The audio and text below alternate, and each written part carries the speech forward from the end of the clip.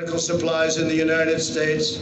We'll create Made in America tax credits and bring our jobs back from China to the United States, and we'll impose tariffs on companies that desert America to create jobs in China and other countries. If they can't do it here, then let them pay a big tax to build it someplace else and send it into our country. We'll prohibit federal contracts from companies that outsource to China, and we'll hold China accountable for allowing the virus to spread around the world. Now you can understand why China would much rather see Sleepy Joe than Donald Trump.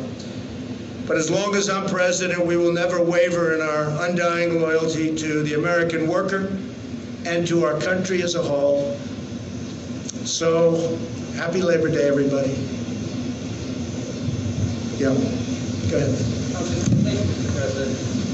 The issue of what happened when you were in France continues to be a story. You're going to have to take that off, please. Just, you can take it off. How many feet are you away? I'll speak a lot louder. Well, if you don't take it off, you're very muffled. So if you would take it off, it would be a lot easier. I'll just speak a lot louder. Is that better? It's better, yeah.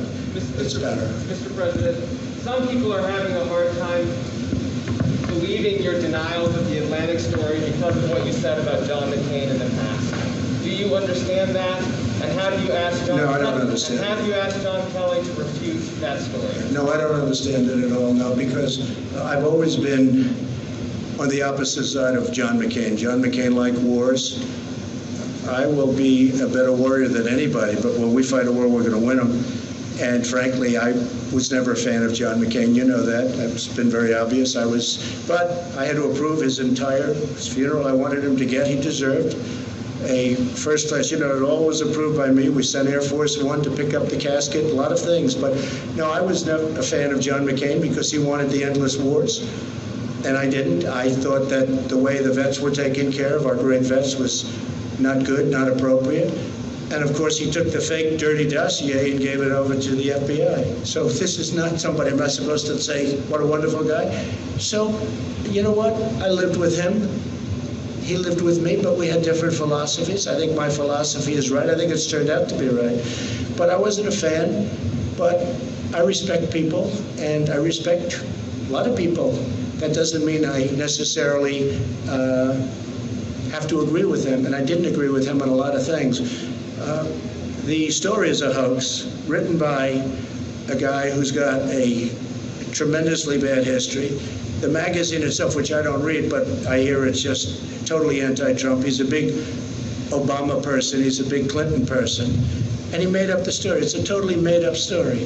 In fact, I was very happy to see Zach Fuentes came out and said, now I think that's number 15. And these are people that were there. That's the 15th person, General Kellogg. Everybody that was there knew what happened. And so I was happy to see that Zach came out and said it's not true. He just came out. And it's a disgrace. Who would say a thing like that? Only an animal would say a thing like that. There is nobody that has more respect for not only our military, but for people that gave their lives in the military. There's nobody, and I think John Kelly knows that. I think he would know that. I think he knows that from me. But Zach Fuentes says, worked for John. And I think they both know that. But Zach came out, as you know, today or yesterday, last night, and said very strongly that he didn't hear anything like that. Even John Bolton came out and said that was untrue. Now, what was true is that we had the worst weather. I think it was as bad a rain as I've just about ever seen. And it was a fog. You literally couldn't see. I walked out. I didn't need somebody to tell me. I walked out. I said, there's no way we can take helicopters in this. I understand helicopters very well. And they said, no, sir, that's been canceled. They would have had to go, Secret Service, I have the whole list. They would have had to go through a very, very busy section during the day of Paris. They would have had to go through the city. The Paris police were asking us, please don't do it, because they're not ready. When you do that, you need a lot of time. They take days and days and days to prepare for that. I wanted to do it very badly. I was willing to sit in the car for 2 hours, 3 hours, 4 hours. I didn't care. It didn't matter. And I had nothing else to do. I went there for that. I had nothing else to do. It was ended because of the terrible weather, and nobody was prepared to go through, in terms of Paris, the police, the military, and the Secret Service, And they came out very strongly and said, sir, we can't allow you to make this trip. If I wanted to, sir, we can't allow you from a safety standpoint. It was a phony story, just like the dirty dossier, the fake dirty dossier, just like the Russia collusion, just like all of the other phony stories. And there'll be more phony stories. But I do appreciate Zach coming out. But Zach now is the 15th person that's denied it. Zach now, I think, also talked about the weather aspect of it, and he's probably the 14th or 15th person that blamed it on weather. So that's enough of that. Yes, please. Sir, Christina Bob, One American News. Thank you for holding the briefing. Thank you. We're seeing judges, most recently in Detroit, limit police ability to use non-lethal force. My first question would be, should the police be allowed to use non-lethal force to quell the violence in their cities? We're talking about where non-lethal force? Right, so in the riots, most recently. The riots? Yeah. Well, I think what's happened is the toughness. These are Democrat-run cities all, and there's no retribution. They stand there, they throw things at the people that are supposed to be protecting something, and nothing happens. They throw rocks, they throw cans of soup, they throw lots of hard objects, and rarely does anything happen. But I've told, when we have the federal in there, as you know, I told the U.S. Marshals to go get the man who killed another man, and they know who it was, and you have to arrest him. You have to arrest him. After 2.5 days, they didn't arrest him. The U.S. Marshals went in, and it ended up being a gunfight, and the man was killed. But this is a man that had a bad record, and there's a man that killed a man in the street. I mean, I witnessed it. Most people witnessed it. And the U.S. Marshals went in. They weren't playing games. They can't play games. If somebody is breaking the law, there's got to be a form of retribution. I watch so often when I watch some of the areas that we're talking about. Now we have Rochester. That's, again, Democrat governor, Democrat mayor, all Democrats, every one of them. And it always will be. I was with the governor of Texas. He looked at me and said, I can't imagine how they allow this to happen. And, you know, it's different. It's different. I could talk about other governors saying the same thing. Yeah, please, go ahead. I can follow up on that. We're also hearing reports of groups like Antifa and Black Lives Matter traveling around the country, leaving their home cities to go riot and protest in other cities where they're causing damage. Do we expect to see prosecutions and charges in the Department of Justice for those traveling to that purpose? So we have now over 1,000 people, federal, in jail. We're prosecuting many people. A big thing was when I signed the law putting people in jail if you knock down monuments. That was 3 months ago. There hasn't been a federal monument knocked down in 3 months or even thought about. I don't think they've even thought about it. So that's had a very big impact, very big impact. But yeah, we're going around, and the nice part is you people see those people up there, they take nice pictures of everybody, so we don't even have to bother. We can use the news photos.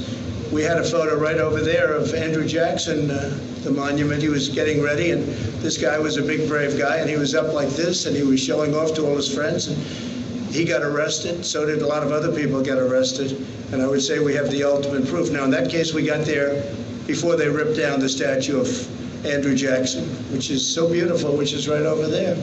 But they never got it. But right after that, I signed an order saying you go to prison for 10 years. And as soon as I signed that order, that was the end of the statues coming down. But they have other ideas. They've got plenty of ideas. They're not at want for ideas. Please go ahead. Mr. Spun, David Spun from Fox News. Mr. President, thank you for taking my question. Sir, you talked a lot about the economy and touted the economy. 3 weeks ago in Bedminster, I asked you specifically why you have not called Democratic leadership to the White House to meet with them.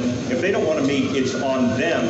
A lot of people are criticizing you. I cover you on the weekends and stuff. I don't think they are. Why have you not met with them in person? I mean, we're in September. There's no deal. There's no hope of a deal. We're 2 months out from the election. Don't say there's no hope. Why do you say there's no hope? What do you know? What can you say? What do you know? It doesn't seem like. And let me just tell you, I know my customers. That's what I do. I know Pelosi. I know Schumer very well. They don't want to make a deal because they think it's good for politics if they don't make a deal. This has nothing to do with anything other than you have to know who you're dealing with. I do. These are people that I don't have a lot of respect. I don't think they have a lot of respect for the American people. And I know who I'm dealing with. And I don't need to meet with them to be turned down. They don't want to make a deal because they know that's good for the economy. And if they make a deal that's good for the economy, and therefore it's good for me for the election in November 3rd, and therefore they're not going to make a deal. Now, if we gave the store away, if we bailed out all of their Democrat-run cities, well, we give them $1 trillion, which is the kind of money they want. They want $1 trillion to bail out badly run Democrat cities and states, whether it's New York or Illinois or others. They want to bail them out. And we're saying, well, we're not going to pay that kind of a price in order to bail the cities. We'll do something to help cities, but that's going to have to rest on its own. And